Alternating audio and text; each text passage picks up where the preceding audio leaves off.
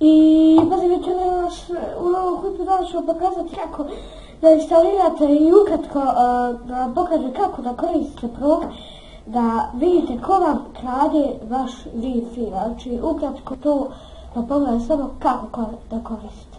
Ovaj link ću vam ostaviti u descriptionu pa tako ću instalirati. Ajde, molim vas, bacim na posao.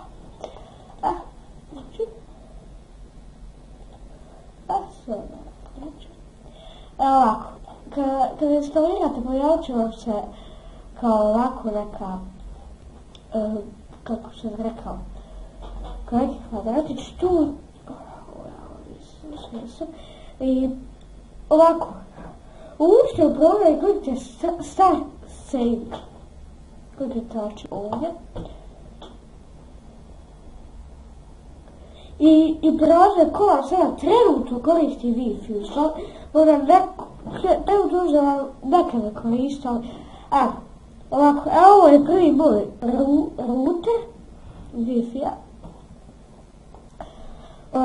ovo drugo je moj laptop i treći, četiri su telefoni koji sada upravo se koristi Wi-Fi na način stop zaustavljate završetak Wi-Fi-a, znači automatski vam zaustavi pa etika. I to je to, hvala što ste gledali ovaj klip i vidio se. Ako ste niste pretplatili ovaj kanal, pretplatite se, ostavite like i to je to.